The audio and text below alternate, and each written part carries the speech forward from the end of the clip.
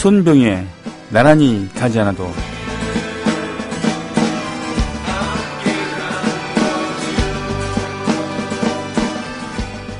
지난 11일 오후 3시쯤 보도국장 후보 중 하나로 거론되던 백운기 시사제작국장이 황급히 회사를 떠나 청와대 근처에서 모 인사와 접촉한 사실이 KBS 노동조합 취재 결과 확인됐다.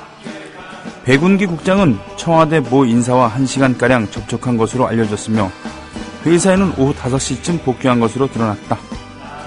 백운기 국장이 회사로 돌아오자 길환영 사장은 곧바로 부사장 등을 불러 신임 보도국장에 백운기를 기용하겠다는 뜻을 전한 것으로 알려졌다. 이상 KBS 노동조합 특보, 바로 오늘자 노동조합 특보 내용입니다. 특보의 큰 제목은 신임 보도국장도 청와대가 낙점, 인선 직전 백운기 국장 청와대 인사 접촉이라고 되어 있습니다. 노부는 이어서 이렇게 얘기하고 있습니다. 백운기는 누구? 백운기가 누구인가? 다른 사람도 아니고 대통령의 최측근이자 언론 홍보 업무를 총괄하는 이정현 청와대 홍보수석의 고교 동문이 아니던가. 더군다나 그는 2009년 치욕적인 MB특보 이인규의 사장 옹립을 주도했고 그 이후에도 끊임없이 편파보도 시비에 휘말렸던 인물이다. 이로써 길환영 사장의 의도는 명확해졌다. KBS가 망하든 말든 보도의 독립성이 훼손되든 말든 오로지 청와대 권력에만 의지해 사장 자리를 계속 지키겠다는 사악한 의도를 분명히 드러내는 것이다. KBS 노동조합 특보, 오늘자입니다.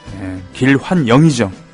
근데 한간에서는 이분을 길완용이라고 부르는 분들이 늘어나고 있습니다. 몸에 좋은 흑마늘을 조합원들께 소개합니다. 대한민국 국민의 건강과 맛있고 영양 많은 식탁 문화를 만드는 자연 먹거리 마을의 대웅산 흑마늘. 방부제, 소금, 설탕도 가미하지 않은 100% 천연 발효식품.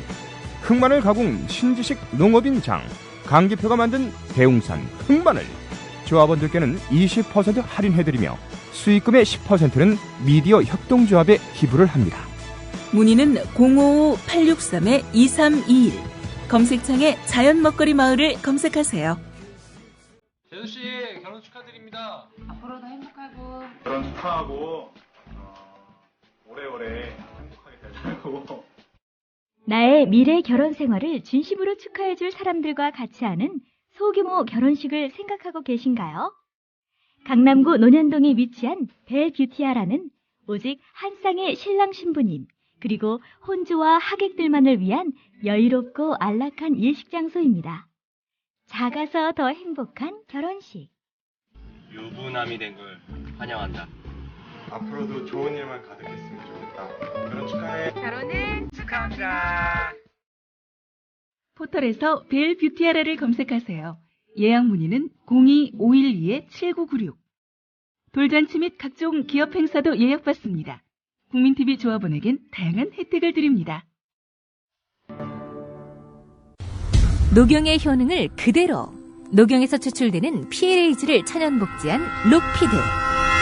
녹용의 PLAG 성분은 만병의 근원이 되는 만성염증을 예방하고 우리 몸의 치유력을 회복시킵니다. 자세한 정보는 주소창에 한글로 록피드.가, 록피드.가로 접속하시면 됩니다. 5월 30일까지 주중 5회 매일 한 병을 국민TV 청취자분께 증정해드립니다. 신청 시 국민TV 조합원이라고 적어주세요. 신청은 주소창에 한글로 록피드체험점.가로 접속하시면 됩니다. 록피드는 의약품이 아닙니다. 건강기능식품입니다. 애국시민 여러분, 해외 동포 여러분, 그리고 동네 주민 여러분 안녕하십니까?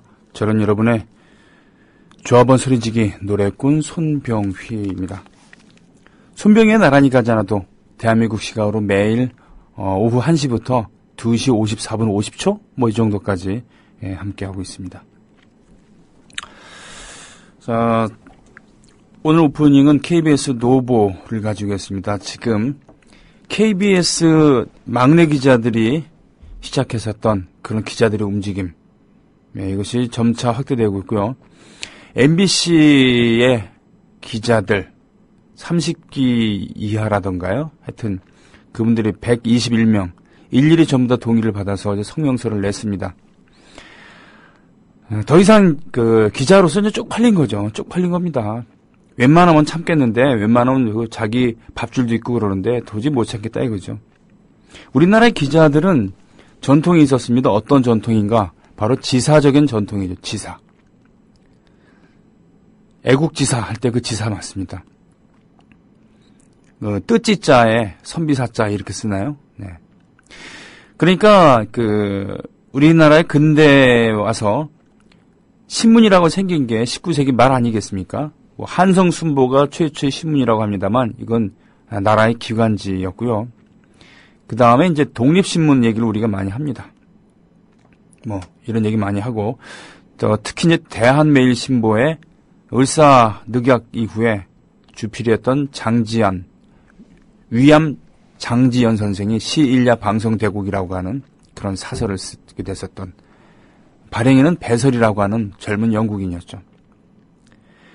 하여튼 구한말과 일제시대를 거치면서 원래 무보다 문을 중요시 했었던 우리나라의 전통에 더해서 이 선비정신, 지사적인 정신을 갖고 있었던 기자들이 민족의식을 나름대로 고취시키기 위해서 노력을 많이 했습니다. 일장기 말소 사건은 그 대표적인 것 중 하나죠. 당대의 1급 문필가들이 기자로 활약을 하기도 했었죠. 최만식 선생 같은 경우가 대표적이라고 할 수 있겠습니다. 근데 말이죠. 그것이 이제 해방과 또 독립과 그리고 독재 시대를 거치면서 기자들은 바로 반식민지 투쟁에서 반독재 투쟁 이런 느낌을 주는 분들이 있었습니다. 대표적인 분들 많이 계시지만 유신시대에는 천관우라고 하는 동아일보에 그런 걸출한 언론인이 계셨죠. 물론 말년에 전두환 정권이 협력하면서 지조를 좀 훼손당하긴 했습니다만 하여튼 기자 정신이라는 것 회사에서도 그렇잖아요. 부장님 뭐 이렇게 안 부른다는 거죠. 사장님 이렇게 안 부르고 부장, 사장 이렇게 한다고 합니다. 그것은 어디 가서도 기죽지 말라라고 하는 그런 기자 정신 중에 하나겠죠. 그러나 정권이 끊임없이 길들이기를 강요하고 쓰레기 같은 자들이 계속 출세하고 총돌 맸었던 양심적인 기자들이 해직을 당하면서 점차 순치되고 그렇죠. 더군다나 언론 고시를 통해서 어떤 뜻보다는 그러한 그렇죠. 쉽게 얘기하면 그겁니다. 조선일보 시험 쳤다가 떨어졌는데 한겨레신문 붙으면 한겨레신문 기자 되는 거고 뭐 이런 거죠. 그런 세태들이 있는 겁니다. 그러니까 지사적인 이런 것보다도 기능인의 그런 역할들이 많이 있는 그런 느낌을 주는 게 요즘의 기자들일 텐데 특히나 이제 신문 기자들에 비해서 방송 기자들 같은 경우는 기자 사회에서도 뭐라 그러나 약간 좀 알로 보는 그런 면이 있다고 합니다.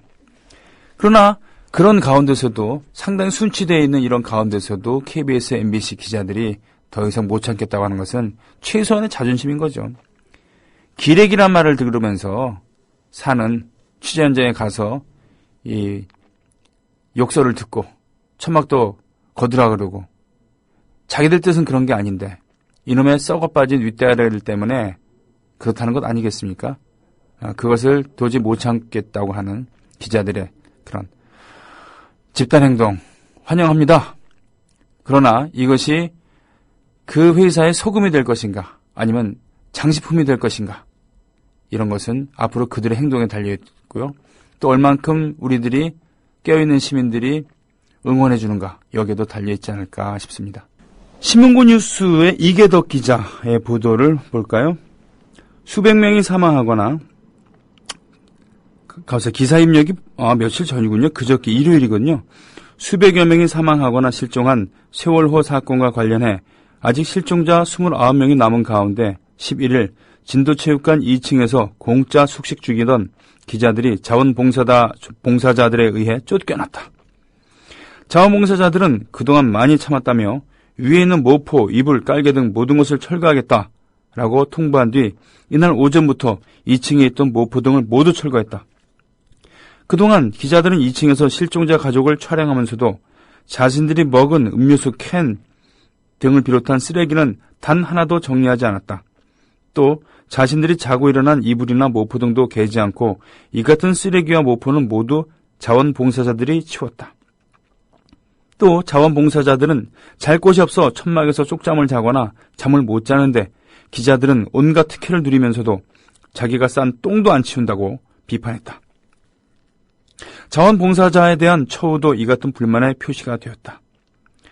범정부 사고대책본부는 팽목항에 실종자 가족들이 잠을 해결했던 천막이 4곳이 있었지만 일부 철거했다.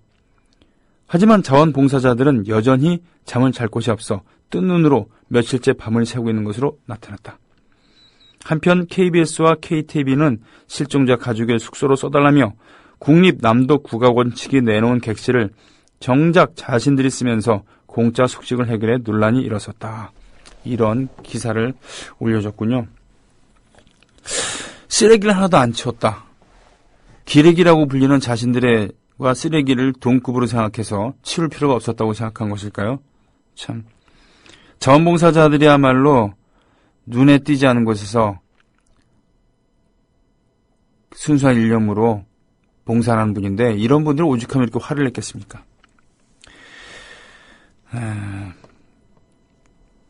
기자의 기계라는 것은 부당한 권력과 자본의 맛을 하는 거지 이런 자원봉사자들이나 또는 주위 이웃들에게 고자세로 있으라고 하는 것은 아니겠죠. 게시판 가보겠습니다. 이화공님, 오셨습니다. 귀요미 김영민님, 길환장, 길환영, 길환장 그렇게 됐습니까? 나대로님 초청하셨고요. 사도요한님은 길환영이라고 하면서 몽롱한 느낌의 길 사진을 보여주셨습니다. 길의 환영입니까? 길환영. 고맙습니다. JJ킴님 올만나 출첵하셨어요. 고맙습니다. 꼴통아이티님, 행복한 둥이맘님. 귀요미 김영민님께서는 이런 글을 올려주셨어요. 트윗 글인데 이것은 불순 세력에 의한 난동이다. 어린 것들이 선동되고 있다. 정부의 말을 따르지 않으니 엄중 조치할 것이다. 망동을 따라하지 말고 가만히 있으라. 누가 한 말일까요? 3.1혁명을 비난한 이완용입니다. 3.1운동 때 이완용이 한 말이래요. 불순 세력에 의한 난동이고 어린 것들이 선동되고 있고 정부의 말을 따르지 않으니 엄중 조치할 것이고 망동을 따라하지 말고 가만히 있으라. 이야, 참 데자뷰입니다. 데자뷰. 날고 싶은 토끼님 오랜만에 출첵합니다. 며칠 전에 부모님 모시고 식사하고 노래방 다녀왔는데 나란히 가지 않아도 불렀어요. 기억나네요. 말씀드릴도요. 고맙습니다. 아줌님, 지금 KMS? 네. 기자들이 KBS, MBC 기자들을 합쳐서 말씀하신 겁니까? 이 기자들의 늦은 양심 선언이지만 지금이라도 환영해요. 지금이라도 환영하며 확실한 어떤 투쟁이 있고 어떤 목표를 이루었으면 좋겠네요. 그냥 말로서 그친다면 또다시 내기 기자로 회귀하는 것입니다. 그렇죠. 그렇기 때문에 소금이 될 것인가 장식품이 될 것인가는 기자들이 얼만큼 하느냐에 달리는 것이죠. 사실 MB 시절부터 파업도 하고 장기간 싸움도 하고 그랬습니다만 별로 바뀌질 않았어요. 그런 무력감 속에서 생활하고 있는 근근히 회사 다니고 있는 의기가 충만하고 사고 저지른 사람들 같은 경우는 잘리거나 그만두고 이렇게 됐죠. 건틀립입니다. 아무튼. 다크신사님, 가증하면 떠오르는 사이코, 조문객이 조문객을 위로하고 오는 황당함의 극치. 대국민 사과 2 연단의 서다. 이렇게 패러디 있군요. 5월 중순 커밍순. 제작 BH 엔터테인먼트. 배급 KBS, MBC, SBS. JJ키님, 페퍼톤스, 허클베리핀 모두 반가워하시는군요. 솔리테어님, 폴라로이드 카메라의 행복한 계절 신청합니다. 폴라로이드 피아노였죠? 밴드 이름이. 윙스님께서 미시 USA 세월호 비극 사고가 아니라 학살이다라는 프랭카드 사진을 초등학교 밴드 올렸다고요. 반응이 옹호하는 쪽은 울산 지역 동창뿐. 이게 말이죠. 세월호 사건 참사 같은 경우는 진보와 보수의 문제가 아닙니다. 전라도와 경상도의 문제도 아니고요. 사람인가 아닌가, 또는 사람이냐 돈이냐의 그런 문제 아니겠습니까? 이걸 가지고 굳이 진보와 보수를 나눠갖고 하려고 하는 그런 1차원적인 그런 사고방식 매우 동의하지 못합니다. 그리고 왜 정치적이냐라고 얘기를 하는데, 아니, 정치가 개판이니까 지금 참사가 된 거 아니겠습니까? 정치란 게 무엇이겠습니까? 바르게 다스린다는 겁니다. 치자는 물수변이에요. 그래요. 물 흐르듯이 이렇게 바르게 다스리는 것이 정치인데, 그렇지 못하니까 지금 사고에 처음부터 지금까지 제대로 하지 못하는 거예요. 그러니 정치적으로 각성되어 있는 분들이 정치적으로 해결해야 될 거 아닙니까? 정치가 해결해주지 못하면 정치를 바로 하라라고 정치적으로 나설 수밖에 없는 것이죠. 뭔 소리 하는 거니까 도대체. 안 그렇습니까? 정치적이 되지 말라니. 이것만큼 어불성설이 없습니다. 박정희 대통령 시절인 1973년 한성호와 박근혜 대통령 시절인 2014년 세월호를 비교한 사진을 올려주셨어요. 똑같이 조도 부근에서 침몰했습니까? 예. 그리고 선장 김아무개 씨 승객 버려둔 채 먼저 탈출. 이게 73년 한성호고요. 2014년 세월호는 선장 이아무개 씨가 승객 버려준 채 먼저 탈출. 73년 건은 정원 초과 및 과적으로 침몰. 이번 건은 과적으로 침몰. 73년 건은 선박회사 관계자거나 하급 공무원만 구속. 지금은 현재 선박회사 관계자만 구속. 박정희 대통령이 사과했다는 기록이 없다. 73년 건. 지금 사과를 했죠. 의자 사과만 했다라고 이렇게 적어놨네요. 지금 건. 구조자 단 한 명도 없음. 73년이요. 구조자 세월호 단 한 명도 없음. 민간들이 구조했죠. 해경이 구조한 게 하나도 없다는 그런 얘기로 저는 이해하겠습니다. 73년 건은 박정희는 김대중을 부정선거로 간신히 이기고 정치적 위기감을 이겼다. 현재는 부정선거 국정원 개입을 북풍으로 돌파를 했으나 실패했다. 무인기 얘기시군요. 네. 안 바쁜 벌꿀님께서 올려주셨습니다. 참 기막히네요. 나무의 뿌리님 오셨습니다. 태백산 멧돼지님 오셨습니다. 인간은 타자에게 얼마나 잔인해질 수 있는 걸까요? 꼴통아이티님. 하늘 아라빠님, 가출했던 멘탈이 돌아와서 출석합니다. 펄잼님, 똑똑한 12시 듣다가 빵 터진 게 있어서 사무실 밖으로 나갔다가 수다 떨고 늦었네요. 사실 출첵을 안 하고 매일 듣기만. 반갑습니다. 뽀민 아빠님, 왜 정치적이냐? 정치가 무슨 그들만 하는 특권인가요? 정치는 생활 아닌가요? 아무 말이나 행동에 정치적이다라고 하면 국민들은 입 다물고 꼼짝 말고 집에만 틀어박혀 있어야 하나요? 국민들이 내는 세금 받아먹고 사는 놈들이 할 말 못할 말 못 가리네요 라고 하셨습니다. 그렇군요. 너희들은 왜 이렇게 정치적이냐라고 얘기하는 사람들 치고 정치적 아닌 사람 제가 못 봤습니다. 그 유명했던 순수 문학이냐 참여 문학이냐라는 논쟁이 있었잖아요. 일제시대 때.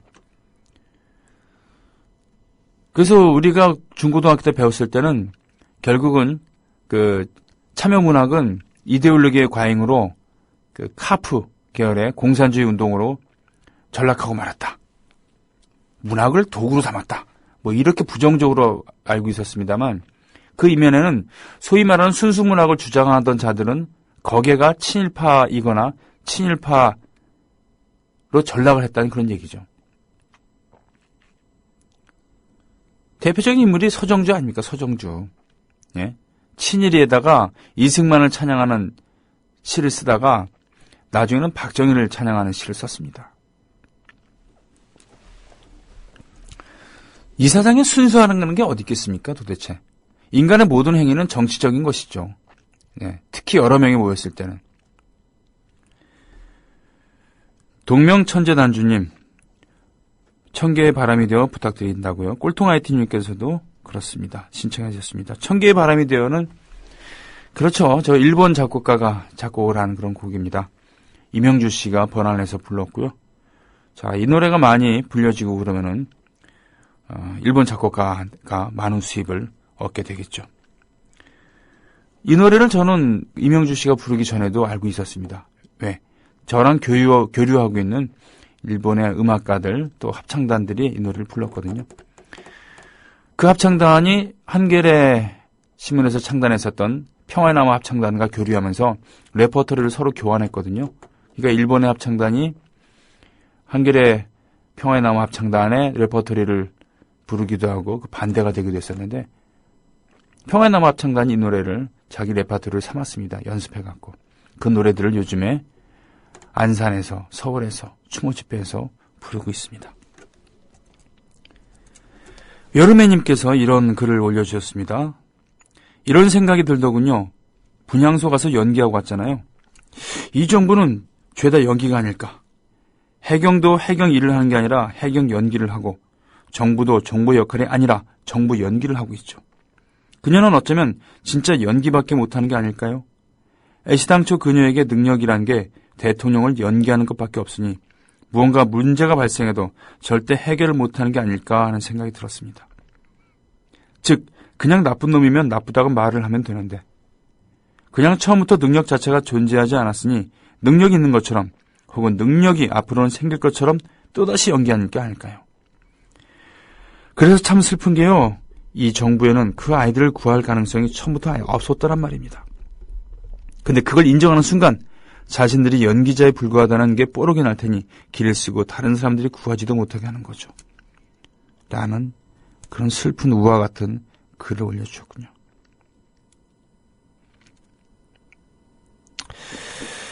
빵으로 가라님께서 올려주셨습니다. 꼴통 보수의 공통점, 삶의 기준을 돈에 둔다는 것, 이만큼 먹고 사는 것도 고마워해라, 조용히 살아라. 그게 후세에게 할 소리인지 어서 깨어나길 하셨습니다. 근데 그거 아십니까?